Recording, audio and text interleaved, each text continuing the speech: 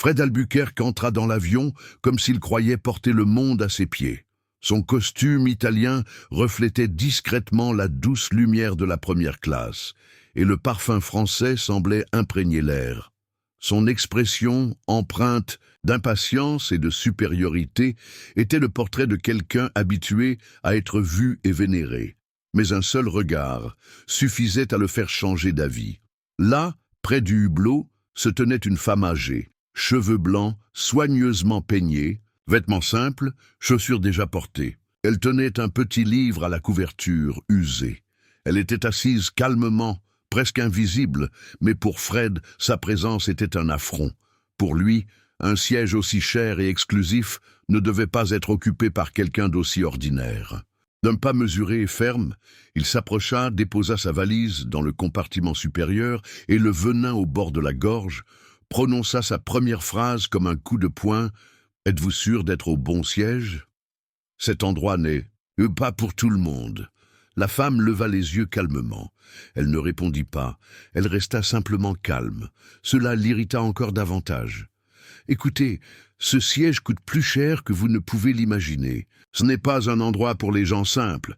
Vous l'avez peut-être confondu avec la classe économique. » L'hôtesse de l'air qui passait tenta d'intervenir avec un sourire retenu, mais Fred éleva volontairement la voix, voulant que tout le monde l'entende. C'est absurde de mélanger des gens qui savent à peine s'habiller avec ceux qui ont vraiment payé cher. Cela nous prive tous de notre confort.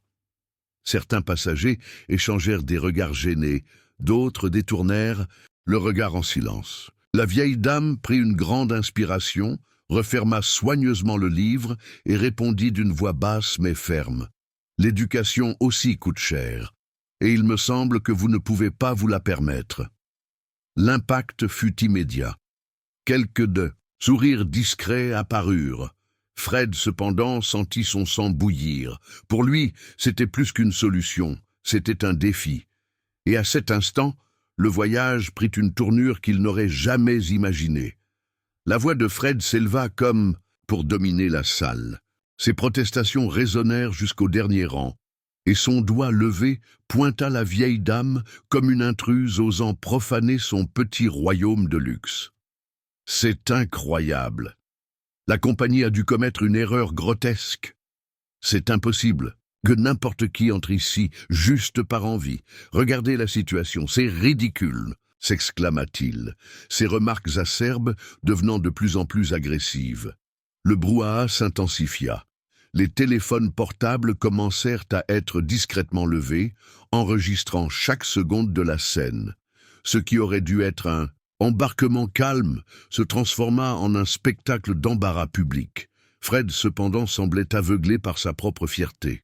Les bras croisés, il afficha un sourire supérieur, comme s'il avait déjà gagné une bataille imaginaire.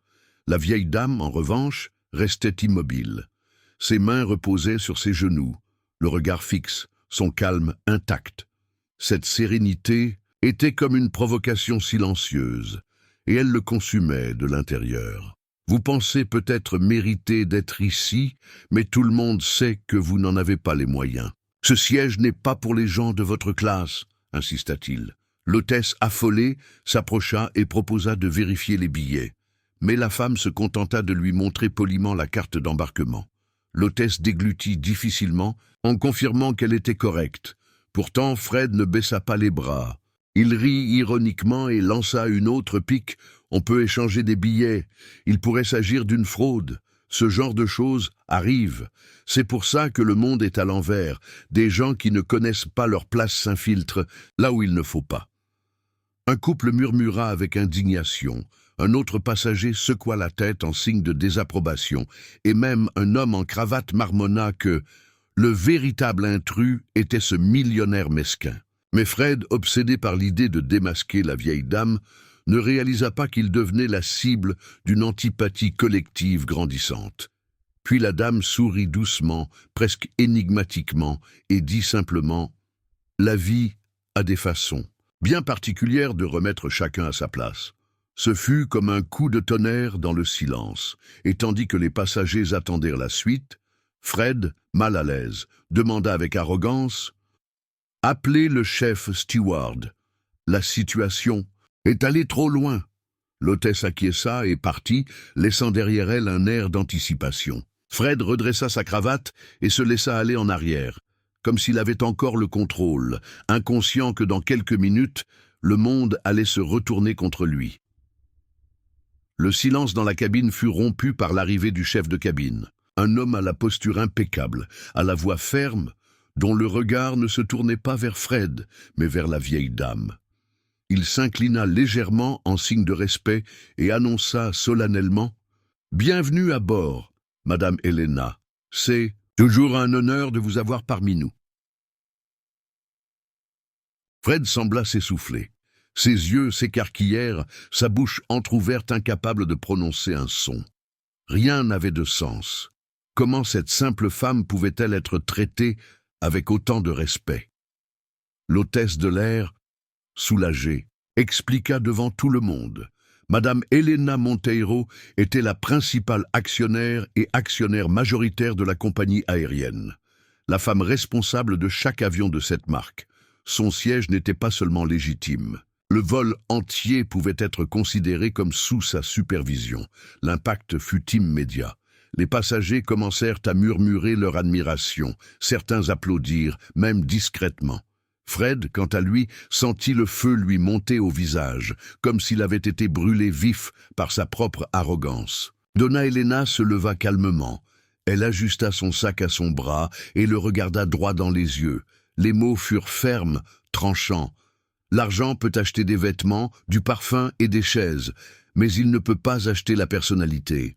Aujourd'hui, vous avez essayé de m'exposer au ridicule devant tout le monde, mais au final, vous n'avez fait que vous exposer. Le silence était profond. Chaque syllabe résonnait dans la poitrine de Fred comme des coups de marteau. Il essaya de formuler une réponse, mais ne balbutia que des sons incohérents. Le chef steward tendit la main à Donna Helena et la conduisit vers la cloison de la section premium, la zone la plus exclusive de l'avion. Là, seuls les invités de marque étaient reçus. Alors que Fred l'avait accusée de ne pas mériter la première classe, elle était maintenant emmenée à un niveau supérieur, le plus élevé possible dans cet avion. L'ironie était cruelle, presque poétique. Les passagers chuchotaient, certains regardant Fred avec dérision, d'autres avec désapprobation. Les téléphones portables, tels des projecteurs dans un tribunal silencieux, le cadraient impitoyablement. Humilié, il resta assis sur sa chaise, trop petite pour le costume qu'il portait, blotti dans le siège qui ne lui semblait plus aussi luxueux. Fred resta immobile, comme si tout le poids de l'avion lui était tombé sur les épaules. Le silence, qu'il avait cru jusque-là signe de respect, l'étouffait désormais. Chaque regard jeté dans sa direction était comme une flèche. Chaque murmure semblait faire écho à sa honte. Son costume italien ne lui conférait plus aucune grandeur, son parfum français ne parvenait plus à masquer l'âpre odeur de l'humiliation. La première classe, qu'il avait tant vantée, était devenue une cellule exiguë. Pendant ce temps, en section premium, Donna Helena était accueillie avec des verres en cristal et un traitement digne d'une reine, non par ostentation, mais parce qu'elle avait bel et bien bâti, avec intelligence et effort, l'empire qui soutenait ce vol. Fred, réduit à sa petitesse, n'était plus qu'un passager inconfortable comme les autres. Les minutes s'éternisaient comme des heures. Les mots de la vieille femme résonnaient sans cesse dans son esprit. L'argent ne fait pas le caractère.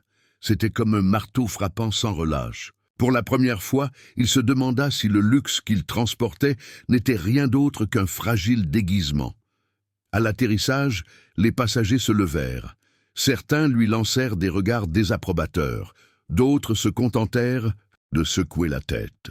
Fred essaya de se ressaisir, de redresser sa cravate, mais son geste lui parut creux.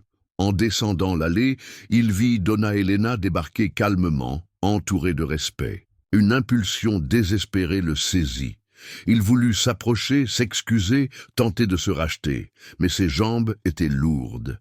Et le temps qu'il trouve son courage à deux mains, elle disparaissait déjà par la porte, escortée comme une silhouette inaccessible. Seul, Fred se tenait là, invisible. La richesse ne le rendait pas plus grand. L'apparence ne lui donnait pas le droit de rabaisser qui que ce soit. Et l'arrogance ne l'avait révélé que petite et vide. En quittant l'aéroport, les épaules voûtées, il réalisa ce voyage ne l'avait pas seulement emmené d'un pays à l'autre, mais l'avait transporté d'un monde d'illusions à la dure réalité. Le respect ne s'achète pas, il se mérite. Et ce jour-là, Fred a appris à ses dépens que la vie trouve toujours le moyen de renverser la situation et de montrer qui est petit et qui est vraiment grand.